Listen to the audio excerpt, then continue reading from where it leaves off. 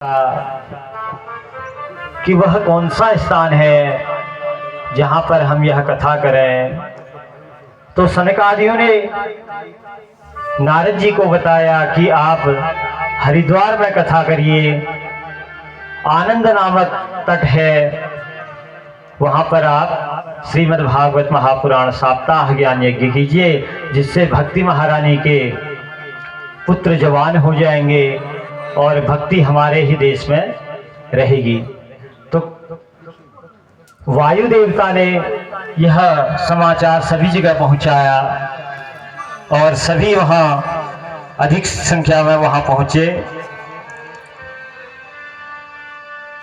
तो कहते हैं कि सदा सेव्या श्रीमद् भागवती कथा यस्य श्रवण मात्रेण हरिश्चित्तम समाश्रयेत्। तो कहा कि भागवत कब तक सुने? तो कहा कि सदा सेव्या। तो कहते हैं कि ये भागवती कथा जो है यह तो सदा सेवनीय है।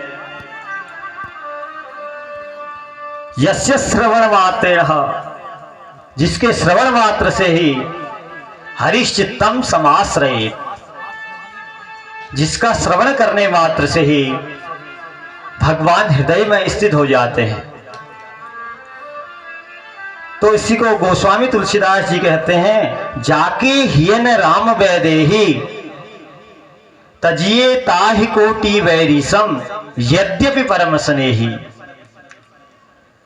तो कहते हैं कि भगवान किसके हृदय में नहीं रहते हैं? तो कहते हैं कि देहाभिमानियों के हृदय में भगवान नहीं रहते हैं। तो कहा कि हृदय में नाना प्रकार के राग द्वेष ईर्ष्या आदि दुर्गुणों को जो धारण करता है उसके हृदय में भगवान नहीं रहते हैं। इसी को गोस्वामी तुलसीदास जी अपने रामचरितमानस में क्या कहते हैं?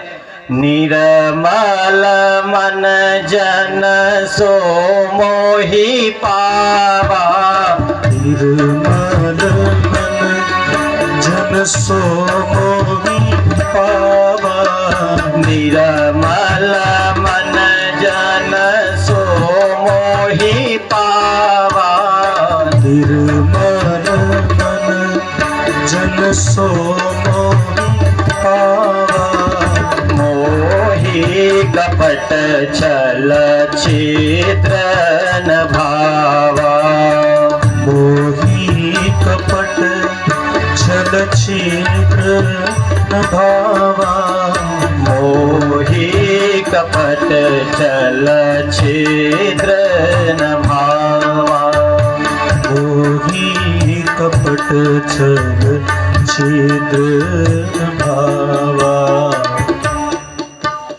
तो कहते हैं कि जो श्रीमद् भागवत महापुराण है, इस ग्रंथ में 18,000 श्लोक हैं और 12 स्कंद हैं और 335 अध्याय हैं।